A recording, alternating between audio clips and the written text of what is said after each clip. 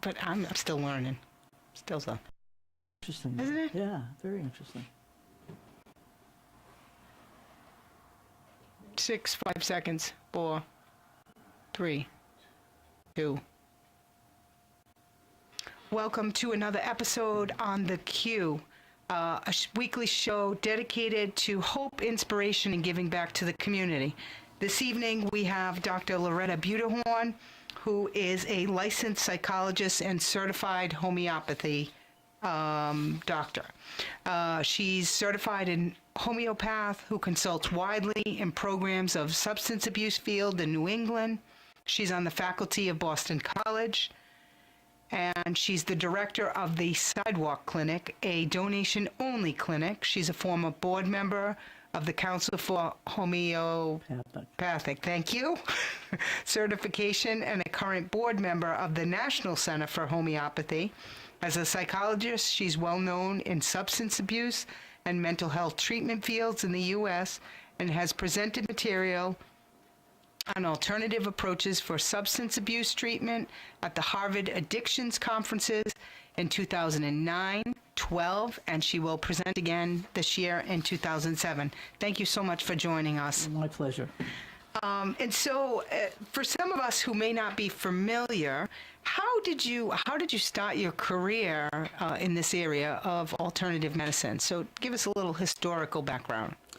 Well, actually, in 1985, a very good friend of mine was diagnosed with Alzheimer's, and actually, she was diagnosed probably about 7 years before that. And at that point, there wasn't any treatment. There wasn't anything that was really ameliorating the symptoms. So I started on a search for all different kinds of alternative approaches to health and healing. And I studied, acupuncture, Reiki, all different kinds of approaches, and I became very interested in it. And so, teaching at Boston College at the Wood School, I said to the dean, I'd like to do a course on alternative medicine. This is back in the mid-'80s. And he said, no, nobody's I can imagine. Yeah. Wow. So one day he called me up, and he said, Loretta, put together the course. And I said, why? And he said, I had gout, and acupuncture cured it. So, a believer. A believer, right. Fantastic. So I put together a course that was like a survey course of the different kinds of alternative medicines that were available. People kept saying, friends of mine kept saying to me, add homeopathy. And I'd say, oh, it's kind of old, it's boring, I don't think I'm going to add it. So then, so I put together the course, homeopathy was not in it, right? And then about a year into it, I woke up in the middle of the night with a severe headache. It felt like somebody was putting an axe through my head. And so when I got up the next morning, the headache was gone, but I thought, well, I better have this checked out. I thought, no, maybe it's a brain tumor, maybe it's an abscessed tooth. So I thought I'd start with the abscessed tooth. So I went to the dentist, and he checked it, and he said, no, you don't have an abscess. He said, what you have are infected sinuses. So I said, oh, and he said, I'll give you penicillin. And I said, well, what if I don't take the penicillin? He said, well, it'll eventually go away. So I called up a friend of mine who was a homeopath. That's just a little drama music. No sweat. Yes. All right. Yeah. A friend of mine who was a homeopath, and I said, okay, I don't believe in this stuff, but I have this problem with infected sinuses. Do you have anything for me? So she gave me a couple of little homeopathic remedies. So during the day it was fine because I was upright and my sinuses were draining. But at night, when you were lying still, that's when the pain came on. So about 3 in the morning, again, it really felt like an axe was going through my head. It was very, very painful. You're still not taking the penicillin, right? Right, still not taking the penicillin. Okay. So I got up and I took the homeopathic remedy and nothing happened. So I thought, well, this doesn't work. So I took Tylenol and went back to bed. And I called my friend the next morning and I said, see, I told you it didn't work. She said, try it again. So the second night, the same thing happened. And this time I got up and I took the other remedy she gave me. And the minute the pellet touched my tongue, the pain disappeared like that. And I thought, oh my God, this is unbelievable. And I'm standing in the bathroom at 3 o'clock in the morning, shaking my head one way and the other, trying to get the pain to come back to see if it was still there. Right. But it never came back. So that was what made me start to study homeopathy seriously. That's so funny that you weren't a believer. No, absolutely not. Yeah. And what I've seen it do in the meantime has been really amazing. So, what type of treatments have you worked with people or problems that they have? Like, for instance, just to give an idea. So we talked about the sinuses right there, Right.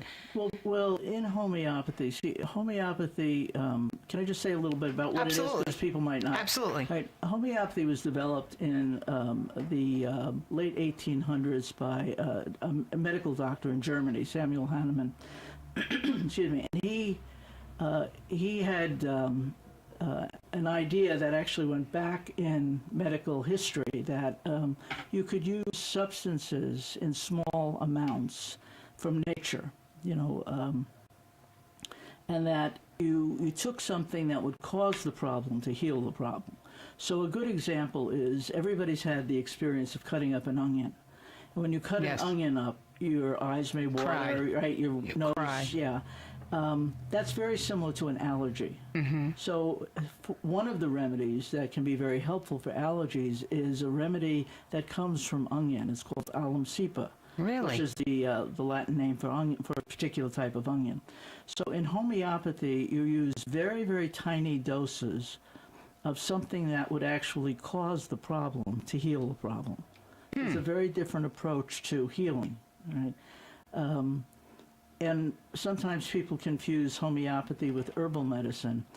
Herbal medicine, like for example, the Native Americans, when they would have headaches, they would take a strip of willow off a tree and boil it up and make tea. And then when the Bayer brothers came along, they analyzed that willow, and they found acetylsalicylic acid and made it into aspirin. All right, so the willow tea would be the herbal, and then you have the pharmaceutical.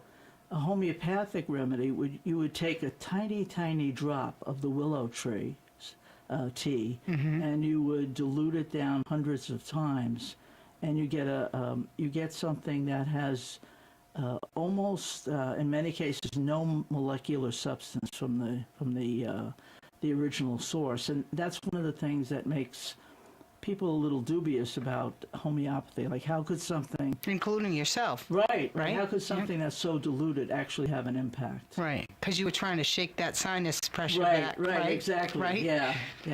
So, excuse me. So when you were asking about what it can be used for, homeopathy can be used for what you call an acute problem. So, for example, there's one homeopathic remedy that most mothers carry in their pocketbooks if they're familiar with homeopathy. It's arnica. And arnica is made from a plant. And it's a wonderful remedy that you can either use in a salve and put it on a bruise, or you can take it internally for bruising or for injury. All right.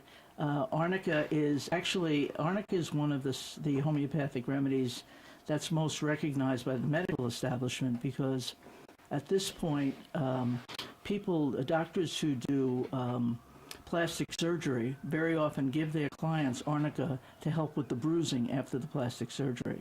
And it really just, it heals the bruising very, very quickly.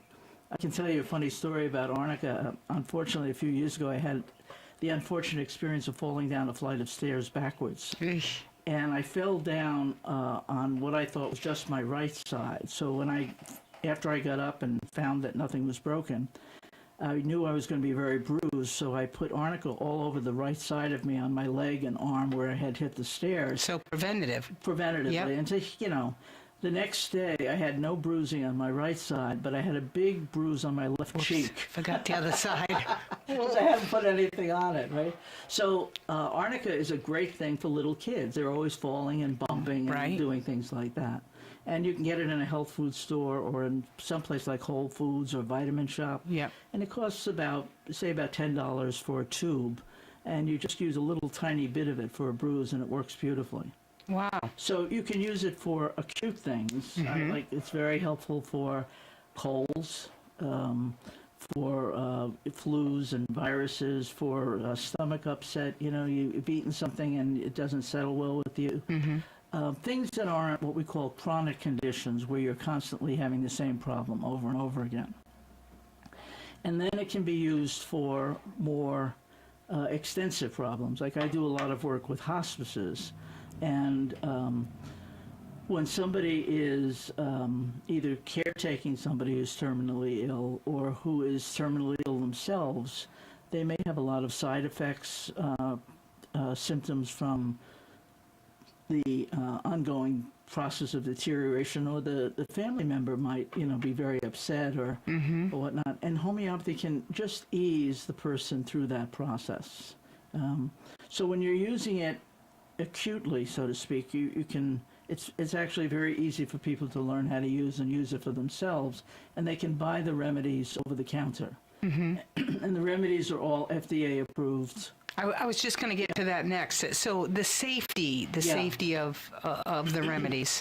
What would you say for someone who says, well, I take a lot of medications and I'm not so sure about interactions, those type of things? Yeah. Well, that's the thing that's really nice. So, for example, if you're taking herbal medicines, herbal medicines have a material dose, so they can interact with a regular pharmaceutical.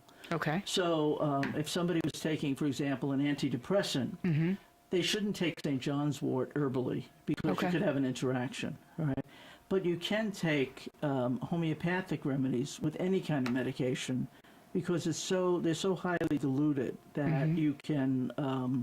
There's no problem with the interaction. They're very, very safe, and of course you would consult with your doctors. Like when I have people who come to see me about a homeopathic consultation, I usually want to know that they've had a recent physical and that they talk with their doctor about what else they're doing, so that we can work together as a team. Because alternative medicines, that's sort of a misnomer. It doesn't have to be an alternative. It can be a complementary, a supplement. You can integrate the two together, and it can be very, very helpful for moving things along. So, I've seen people with all kinds of health issues. The ones I like the best are people who the doctor says, I don't know what's wrong with you, that your tests come out fine, but the person's feeling terrible all the time or has symptoms. And homeopathy, Western medicine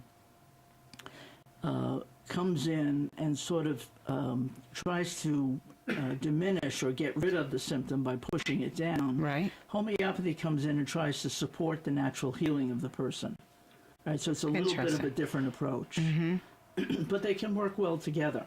So really, it sounds like, if I understand this correctly, it sounds like your own body, is doing the healing, and that you're just finding the right supplement to be able to support that in your body. Exactly. You're trying to support your own body's natural healing. Yeah. Okay. Yeah. I do want you to share, if you would. I know you have. I know you're an avid animal lover, like myself, and I found this story absolutely fascinating. So, tell us a little bit about the story of your two dogs. Well, before I tell you that story, I'll tell you a story about, I have always had standard poodles. Right? Okay. So I had a wonderful standard poodle who developed Addison's disease. Ooh. And that's what President Kennedy had. Oh, okay. Which is a deterioration of the adrenal gland. Yep. And so I took him to Angel Memorial, a wonderful vet there. And he diagnosed the problem, and he said, we can put him on medication. But the problem is, as his adrenal glands deteriorate, he's going to need more and more medication, and it's very expensive. So I said, well, let's put him on the medication, and let's use homeopathy to support it. And he said, well, what's that? And I explained it to him, and he said, try anything, but I'm telling you it's not going to work. Right. Another non-believer. There we go. Another one. So we put Cannon, that was the dog's name, on homeopathic remedies, and he never needed an increase in his medication. Really? And he lived another 12 years. Very healthy dog, and the vet would always say to me, what are you doing? And I tell him, and I'd start to explain. He said, no, I don't want to know the details. Just keep doing it. Right. Yeah, so it was really good. But in response to your question about the the other dog. So Cannon finally died, and we got two standard poodle puppies, two brothers. And I love this story, by the way. Oh, do you? I love this one. I didn't know the one about the Addison's disease, but I really love this one. Well, I take them out to the woods, and they run in the woods, and obviously there are a lot of ticks and whatnot. So both of them came down as being, one of them got sick, and the other one came down as being Lyme's positive. So we put them both on a homeopathic remedy, and the one who was sick recovered beautifully. And when they were tested again, neither of them are Lyme's positive anymore. And I said to the technician, I said, is that common that they would be Lyme positive and then negative? She said it happens occasionally, but it's not very common. So they both have been, actually they're going to be 5 years old on Wednesday. Wow. And they both have been doing fine. No Lyme's, no symptoms. So again, you're supplementing this, right? They go to the vet, they get their results, and they find out, okay, this one has Addison's disease, the other one had Lyme disease, and you talk to the vet and say, okay, what are we going to do? So it sounds like, especially with the first one, okay, we're going to put him on medication, and I'm going to do my own thing at home, and the vet says, do whatever you can. But are you surprised by this? Every single time I give somebody a homeopathic remedy or make a remedy, I'm always surprised by it, because it's sort of like, I was raised with a very Western scientific paradigm, and this is very much outside that paradigm. But I've just seen it work so much and so often that that you have to believe what you see. And there's also, at this point, there's a fair amount of research that's being done. Homeopathy is worldwide. The physician for the Queen of England and the royal family is a homeopath, a medical doctor and a homeopath, it's something that's used in a lot of countries. So there's research on it. Like a lot of times people will say, well, there's no research, and actually there is. One of the places for people who are interested in looking at other alternatives for any kind of a condition, the National Institute of Health, so their website is nih.gov. When you go on the website, over on the right-hand side, it says institutes. And one of the institutes is one called the NCCIH, the National Conference of Complementary Integrative Medicine, Integrative Health, excuse me. And you can go on there, and they'll have articles about acupuncture, Reiki, massage, chiropractic, all of the different alternatives. So let's say you had a relative who had asthma. You could go on and you could type in asthma and homeopathy, asthma and acupuncture, asthma and massage, and see what kind of research has been done to support this particular modality as being helpful. So for people who are interested, again, it's nih.gov, and it's the Institute NCCIH. So it's a really good resource, and it's very user-friendly. It's very readable. So let's talk about a little bit about your background, because it's quite fascinating in that you're a licensed psychologist. So how does that help you in your practice with homeopathy? How's that tie in? Well, after I had that experience with my headache, right? The scientists that you didn't believe and tried to shake back, yes. So I went to school to study homeopathy, and my intention was not to use it professionally, just to use it for myself and my family as we got older and whatnot. And after I'd been studying about 5 or 6 years, I found that I had about 30 family members, all of whom were doing very well with homeopathy, but weren't paying me. Very cute. So I decided to start to offer it to people who, there are a lot of people who have a need, they have anxiety, they have depression, and they're not interested in taking medication, or they're taking medication and it's not doing everything they'd want it to do for them. And so I would start to say to people, if you're interested in and looking at some alternatives, I can either refer you to somebody else to have them do a workup for you, or in some cases, I would actually do the workup for people. And so what I found is that it just helps people work through their issues more quickly. So a woman comes in, her husband's had an affair, she's devastated, she wants to keep the relationship, but she can't get over the hurt and the anger. And you can take 6 months or a year to work it through talking about it. But if you give something to support the system dealing with the hurt and the anger, Ignatia is a really good remedy for that. The person can work through it more quickly.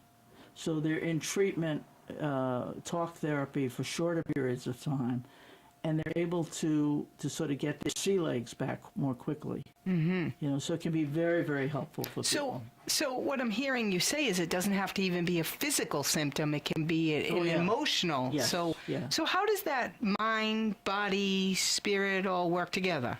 How's that? Because that seems to be where you're touching upon. Yeah. Well, if you think about it, as some of your listeners may be familiar with this and some of you may not, in your body produces 130 neurotransmitters. These are chemicals that actually do everything that you need to do. They help you digest food. So if you think about it this way, you know what you feel like when you feel good. You say, I feel like myself. Yes. Okay. And you also know what you feel like if you're coming down with something and you say, I just don't feel like myself. And it's almost like your neurotransmitters are not up to par. There's something, and it may be a lack of sleep. It may be that your body is fighting a germ, becoming sick.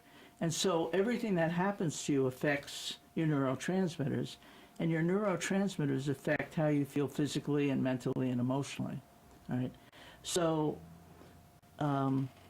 homeopathy or any other alternative. So you think about your neurotransmitters can be enhanced or calmed down by all kinds of things. So if you went out today at lunchtime and you bought a lottery ticket, like let's say you're normal, you're mid-range, you're happy, you're kind of going along, you're even keeled.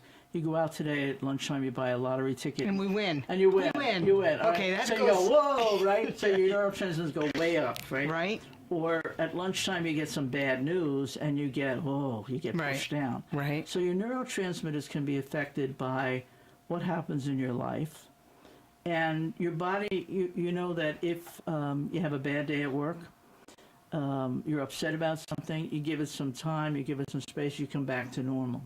And sometimes if you have a really bad day, it takes you longer to come back to normal. And that's where homeopathy or a lot of the other alternatives, acupuncture, massage, going to make you feel like I can handle this a little bit better. Right? So if we think about another alternative like massage, you're really worn out, you've had a lot of stress, you go in for a massage and just simply manipulating the muscles and impacting your body physically changes your neurotransmitters and makes you feel like, I feel a little bit better. I feel like I can handle this. So any of the alternatives that are available to people can work on the mind or the body or the energy, So it's because we think about in alternative medicine, you think about the totality of the person, the mind, the body, the emotions, the spiritual aspect. And by spiritual, I don't necessarily mean religion. It might be your value system. It might be what you think is the right thing for you to do, So alternative or complementary medicines can support all of those different dimensions for a person. So the first thing that comes to mind as I'm listening to you speak is I think to myself, I get up every morning and I take a vitamin.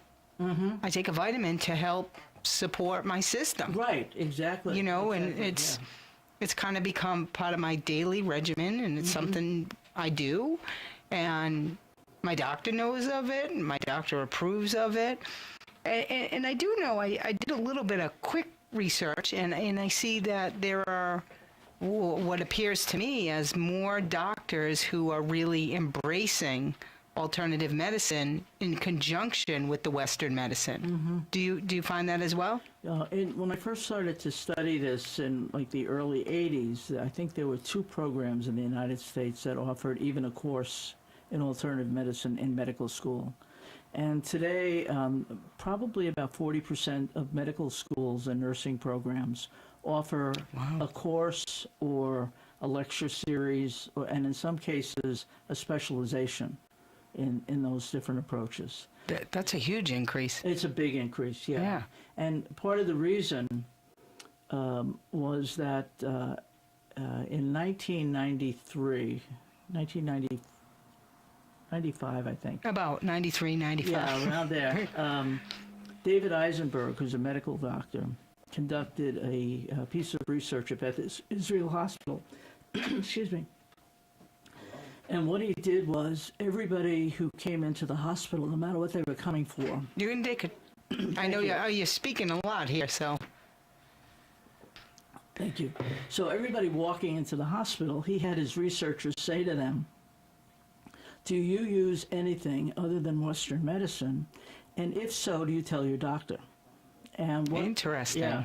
What he found in that piece of research was that 70% of people walking through the door were paying out of pocket for different kinds of alternatives. It might be chiropractic, acupuncture, massage, homeopathy, any of those things. So about 70% of people, 30% of people walking in were using an alternative, paying out of pocket. 70% of them were not telling their doctor. Ooh. Yeah. So he published But this is in the early 90s, so it's still coming around. So he published this in the New England Journal of Medicine. And when he did, it made medicine wake up to say, hey, we need to know what our patients are doing. Okay? Now, what a lot of people don't realize is 2 years before Eisenberg did this study, the National Institute of Health, the website that I gave you, formed this what they call the National Conference for Complementary Medicine at that point. And it's since been renamed since the National Conference of Complementary Integrative Health. And Wayne Jonas, who was a medical doctor, was the first director. And his job was to gather people from all of the different alternatives from all over the country. And he got them together in Chantilly, Virginia, a big conference, and he said to them, okay, break up into groups, acupuncturists, homeopaths. Tell us what research you have, what research you need, and what conditions is your modality most useful for. 1 second. And I just want to remind our callers, I didn't mean to interrupt you, but I think this is so important.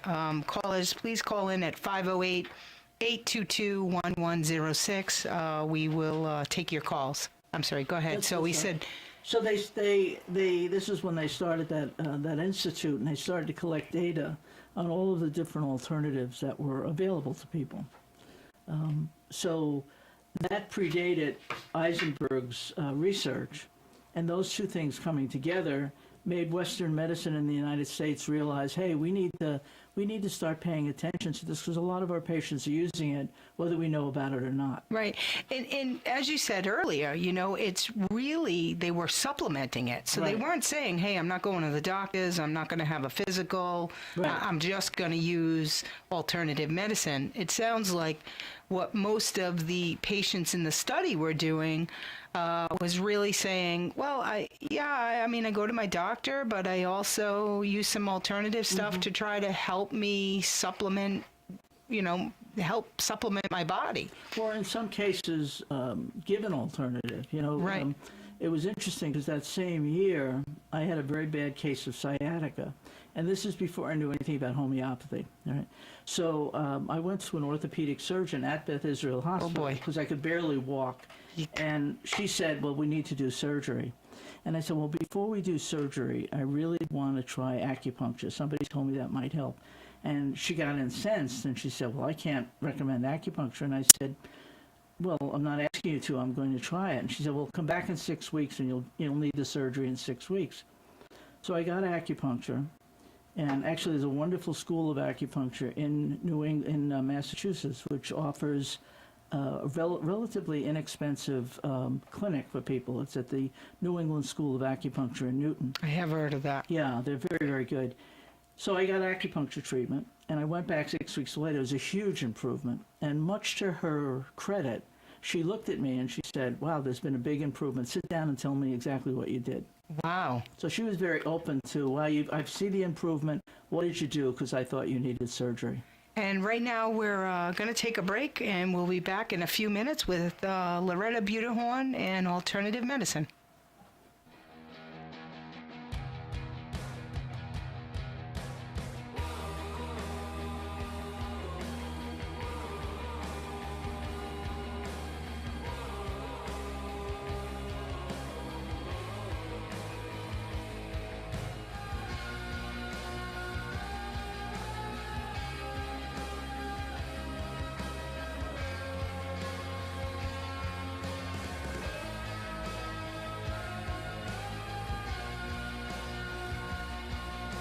When you need your business to reach your target audience, let us help you get back into the game. We do college recruiting CDs covering Little League Baseball and high school sporting events. We get it done right.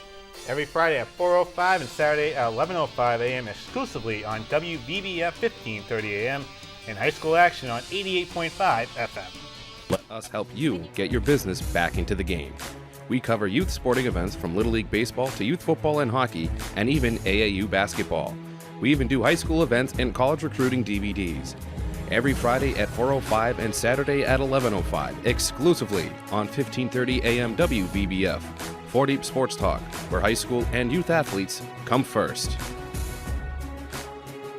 Let us help you get your business. And we're back on the queue. We have Dr. Loretta Butehorn here in the studio, and we want to remind you that we will take your calls live, 508-822-1106. So Loretta, I think what we want to talk about now, because it's been in the news, it's very sad, is the alternative medicine and the opiate crisis that's going on. And I know that you work a lot with patients in this area, which seems, I got to tell you, it seems remarkable, yet it seems almost impossible just to what's going on. In other words, it's such a strong drug that how could this possibly work? But how did you get interested in that, or tell us a little bit about that avenue, because I think there's a lot of information that needs to be shared there as well. Sure. Well, way before I was involved with alternative medicine, a lot of my work as a psychologist has been in substance abuse. So I consult to the Department of Children and Families around their substance abuse issues, and the Department of Public Health and so on. So when I became interested in homeopathy, this is now probably about 10 years ago now. Mm-hmm. One of the students that we had in the school was a director of a substance abuse program, a women's program. And she was saying that the biggest problem that they had, and this is 10 years ago, so there was still a big opiate problem, but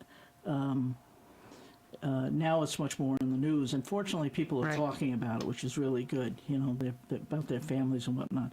So she was telling me that the biggest problem that they had, she ran a residential treatment program where women came into the program.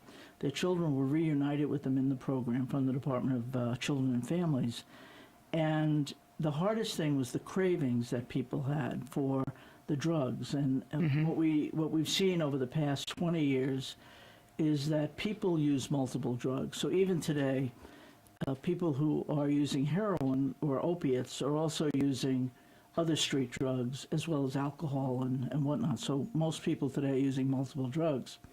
So there's a phenomenon in drug treatment called PAWS, P-A-W-S, post-acute withdrawal syndrome.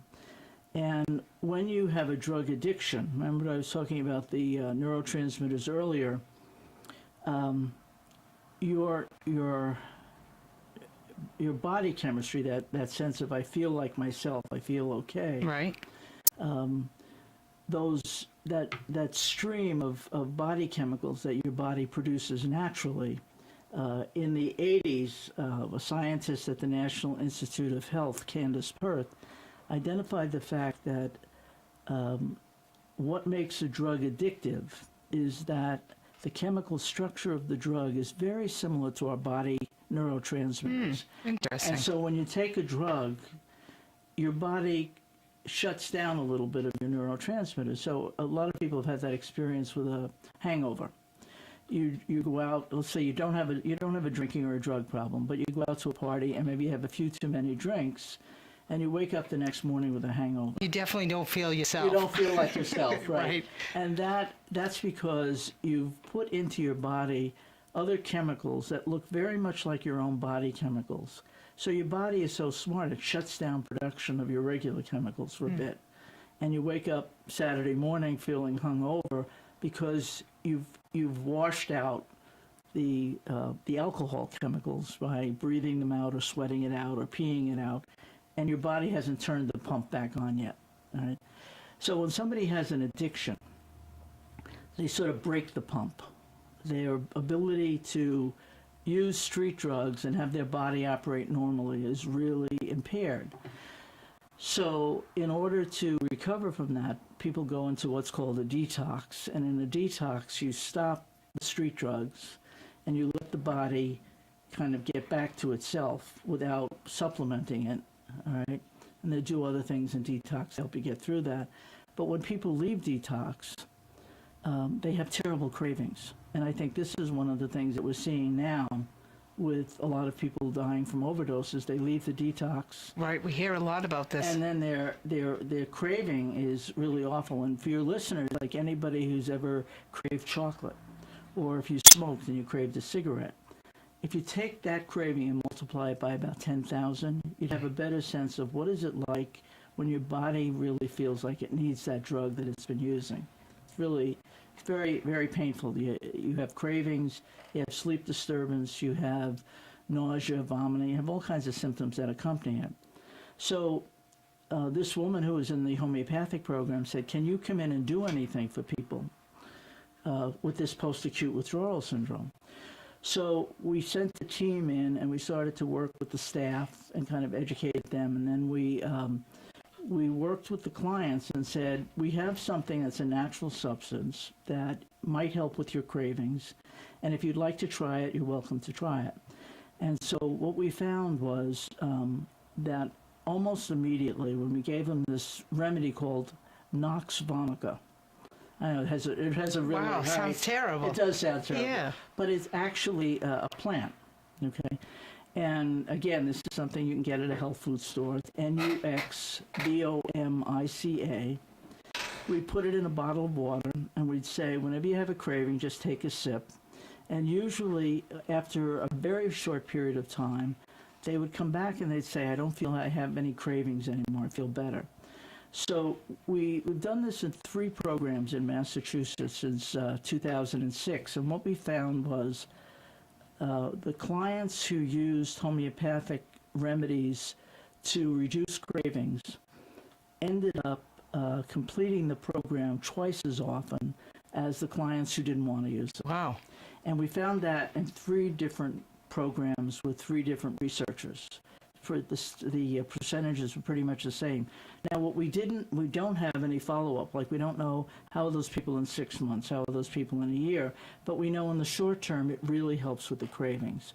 So any of your listeners who have a mother or father or brother or sister, a family member or friend who's trying to get off heroin, and they've gone through detox, this is something that can really help stop the terrible craving after detox. And so again, I think just for clarification purpose, this is not detox. This is That's not right. a substitute for No, detox, no. not a substitute for medical advice, and Correct. and not a cure-all, but something that can help support your natural body's reaction or Strengthen your. And I think that's a very important point, Carrie, because detox, if people try to detox on their own, depending upon the drugs that they're using, it can be quite dangerous. And that's why you really would like to see a person who's having a drug problem, go into a detox. This is a really good supplement for post-detox. It really helps with that. Right, right. And so, do you find that that when people do this, that they're able to, and again, I know it's tough because what kind of statistics, it depends whether you can follow them, but do you find that you have reports in any studies that would say this has been remarkable in a number of treatments that we've done, where we could say, we've tried this. Is it the same remedy? It's the same remedy? It's the same remedy for the cravings. It's the same, okay. And remember I said earlier, like you can treat somebody acutely, Right. or more long term. Well, that's kind of where I was going. Yeah. So I'm thinking, well, acutely is not really going to help someone who is going through detox. They might be thinking more longer term, But see, the thing is, if right after detox, if you're so craving the drug, you can't even get to long term. Right. But if there's something that can help you stop the craving, then you have a little bit more strength to take the next step. Right. Now, two of the programs, there were two programs that we worked in where we had the clients for 6 months. And then one program, the Kitty Dukakis program, we had them for 28 days. And in all three of those programs, we would give them the remedy for the craving. And then as soon as they were stable, we would do a workup on them to see what kind of homeopathic remedy would help them long term. All right, and you'd see, like I have some video clips of clients that are amazing because you can see the energy shift. So tell us about that. Well, you can see somebody, they've just taken the acute remedy and they look better, but they still don't look great. And then you can give them a what's called a constitutional homeopathic remedy, which is more of a long-term treatment remedy. And you see them look much better. They're brighter. The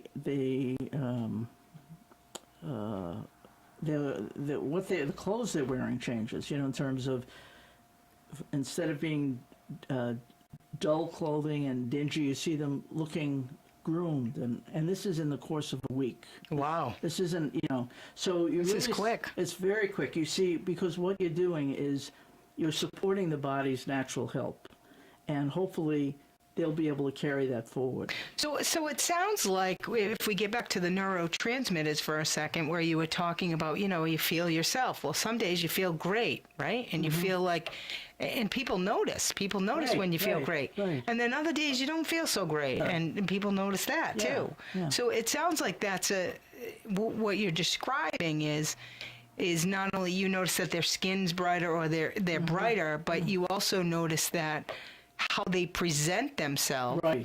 appears to change within a week. Yes, very, very quickly. Yeah, very, very quickly. And the people we had in the 6-month programs, you could see them stay for the course of the treatment. All right, they'd stay this 5 or 6 months, whereas the people who weren't using homeopathy, there was a greater number of people relapsing more quickly. And when you talk about if you have a bad day, you don't look so good, or people notice it. But if you're a healthy person and you're not dealing with an addiction where you're trying to, you can have a bad day and you bounce back the next day. Right. You bounce back. Your Tomorrow's body another bounces day. Back. Yeah. Somebody who is dealing with an addiction or dealing with a very serious health problem, like you wouldn't expect somebody coming out after open heart surgery to look great. No. All right. It's going to take them a period of time to get back to themselves. Right. And so what do you find that a lot of your calls or inquiries come from family members trying to get their loved ones help in this area, or With addiction, yeah. with addiction? Yeah, a lot of times it comes from family members. And so how do you do like an initial intake with someone? Because it's confusing for some of us who may not completely understand it. So Usually what I do is, I'll talk to the family member and I'll say to them, the first step is for them to get into detox and become medically stable. So again, medical first. Right. Yep, Sort of okay. like you break a leg, you know, there are You're not going to homeopathic set the remedies. leg. No, there are homeopathic remedies that'll help, but Right. but you want the leg set first, Right. A couple of years ago, my acupuncturist, he's wonderful. He's an orthopedic surgeon in China, and here in the States, he's an acupuncturist. And I said to him one day, if I were having a heart attack, where would you put the needles? And he said, I would put you in an ambulance to the emergency Very room, good. You know? Very good. Right. Yeah, Right. in doing that. So typically what we do is we talk to the family members about, and usually by the time the family member is calling us, their loved one is willing to get some treatment. So we recommend they go into detox, and then either in detox or right after start using the homeopathic remedies to help stabilize them. And once they're stabilized, to be able to help them further. And sometimes it's just counseling the family members about how do you take care of yourself until your family member is ready to get treatment, because not everybody's ready to jump into treatment. Right. Yeah. And I would imagine with your psychologist background, especially in your area of substance abuse, I mean, you did that before homeopathy, Right, correct? Right. Yeah. And how long did you do that for? Before I studied homeopathy, probably about 30 years. You did 30 years in substance abuse. About that, yeah, about that. Well, now I've been in substance abuse, I would say, a long time. Right. No. I guess where I was going with that, obviously, is, you know, you learn the psychology aspect of First, it, yeah. and so I would imagine that would really make you more in tune with what is it that a family member needs, an addict needs, in order to be successful. So that's amazing. Well, it's helpful, yeah. It's very helpful. But it's, you know, this is a real problem that people are faced with. It's really difficult. But I think the problem's been around for a long time, at It's least. been around for a very long time, but now what's happening is the number of deaths, I think in Massachusetts they're saying very it's sad. 3 a day, which is a lot of... That is you know, very sad. and what's happening is that it's hitting the middle class, the white middle class, so it's much... I think before, people could say, well, it's those people. Right. And It's not now those people. It's. I always say addiction is an equal opportunity employer. Sadly. But the good thing that's coming out of this, I think, is people are willing to talk about it, rather than be ashamed of it and sort of sweep it under the rug. Because the family members realize they need to talk to other family members to figure out what can we do. Right. And so is there any condition you won't treat? Are there things that you would rather stay away from? Are there outside of addiction? Because I know you treat a wide range of conditions. Well, I sort of think about it as like a health consultation. So somebody comes in and they talk about what their problems are, and we look at what approaches they've already used, how successful have they been, and what still needs to be done, and are there other things that can supplement their health and their well-being. So it's really a situation by situation kind of thing. So do you think that attitude plays a lot into this? What do you mean? In other words, you said you mentioned about substance abuse that some people aren't ready for treatment.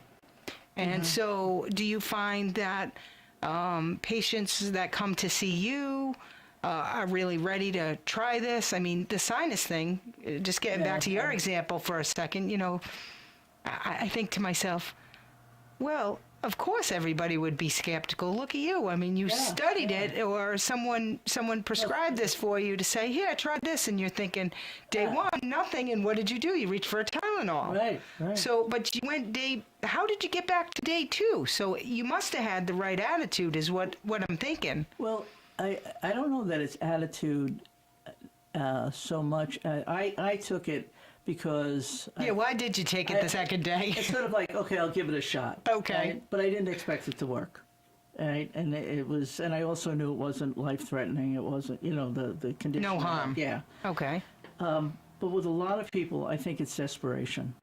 Because you have a lot of people say, the doctor says they can't do anything for me, or I'm getting treatment and I feel 50%, but where's the other 50%? Is there anything else I can do? And I think more people are educated to the idea that health is not just a physical thing.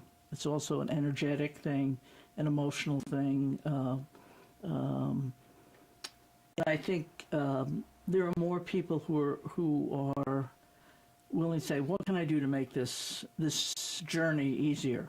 And so I turn a little bit to you mentioned a little bit about people on hospice and family members. Do you see a lot of cancer patients as well? I mean, I would imagine that would be an option where you'd say, well, you know, they're doing the best they can for me, but I have these terrible side effects. Is that something that homeopathy can help with as well? Well, usually for somebody who's going through chemotherapy, there are a number of alternatives in combination that work very, very well, like Reiki, acupuncture, and homeopathy together are a very good support. It really minimizes the symptoms of chemotherapy. It helps the person deal with fatigue, helps the person deal with sometimes with their emotional reaction to it as well. The fortunate thing about people on hospice is that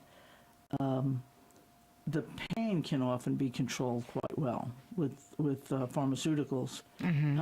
But sometimes there are other side effects that are occurring as well. And homeopathy can sort of put a cocoon around it. As I said, acupuncture is really helpful. Massage, for example, pet therapy. You know, it's very interesting. If you see somebody who is terminally ill, what is it that they need, and what is going to make their day-to-day life easier and more enjoyable?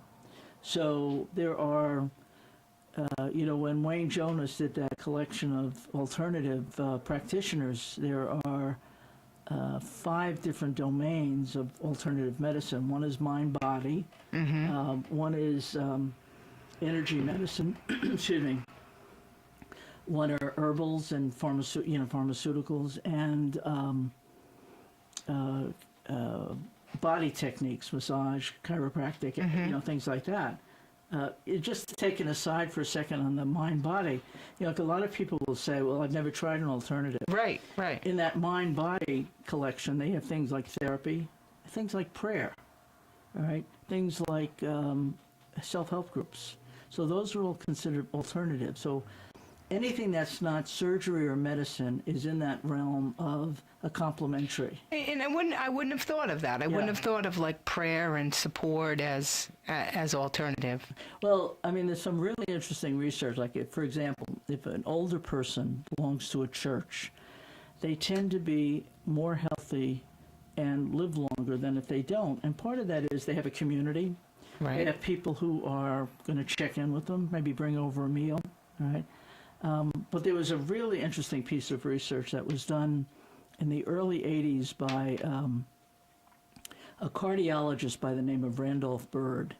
And he took a group of people in the cardiac care unit in San Francisco, and he divided them up into the prayed-for group and the unprayed-for group. All right? The people in the prayed-for group, well, first of all, you knew you were in the study. You didn't know if you were prayed for or not. Oh, okay. Right? Your family didn't know. Your doctor didn't know.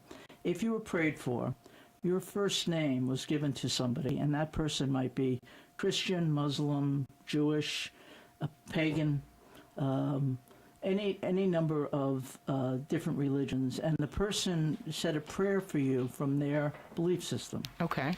And what they found when they analyzed the data is that in the prayed for group, there were fewer deaths, they needed fewer medications, and they got out of the hospital faster. Wow. And that study has been replicated a couple of times. So, I mean, it's really interesting. With the same results. With very, very similar Very results. similar 'Cause results. It's not about Christian prayer or Jewish prayer or Right. Muslim prayer. And we don't know what it is. But there's something about somebody having a good intention for you that, Connection, it sounds like. well, it's not even a connection because you don't even know you're being prayed for. Oh, that's right. That's right, And, yeah. And if you're praying for me, I don't even know it, and you don't know me All you know is Loretta, The name. the name, and then whatever belief system you have, you're offering a prayer from that belief system. That's amazing. So there's a lot about life that we don't know. You know, we think, well, if you can measure it and science and all of this, but there's a lot that we don't know how to measure yet. You know. And so, what do you think? What do you think the biggest challenge is in alternative medicine? What is the biggest challenge that you think your profession faces that currently?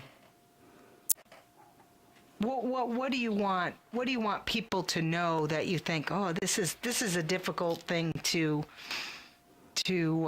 get across a message? I think maybe the most important thing, no matter what topic you're talking about, is that we have an open mind.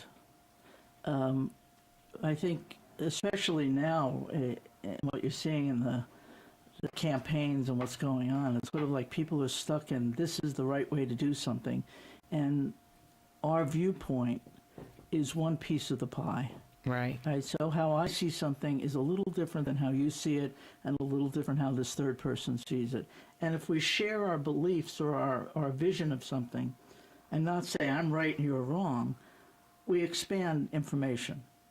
So I think that the biggest thing I would love to see is people being willing to listen to each other and talk to each other without assuming that they know it all and that the other person is an enemy.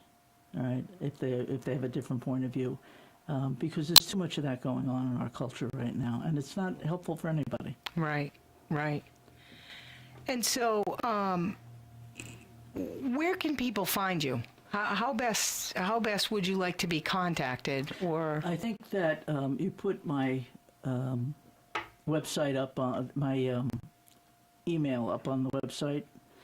You can contact me. We do have what's called a donation-only clinic. So yes, let's talk about that. We got about 3 minutes left, okay. but we're doing okay. Yeah, right. I know it's a So, big topic. People in different parts of the country, the National Center for Homeopathy has a practitioner guide, so you can plug in your zip code and they'll tell you where somebody is located near you.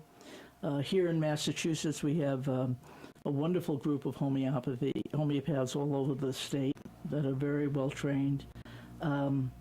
We also have the Sidewalk Clinic, and that is for people who can't afford homeopathic treatment. We meet once a month in Roxbury, and it's a donation, so people can make a donation of what they can afford. Some people leave $1, some people leave $100. So Wow, that's fantastic. And we have about 4 homeopaths working in that clinic once a month. And you also are involved in that clinic. Yeah. And how did that get started? Did it get started because of the need, or did it get started because... It got started because a colleague of mine who works in Roxbury was felt like she wanted to have different kinds of complementary medicines available to people who wouldn't necessarily come across it. So in there's a mental health clinic that they have.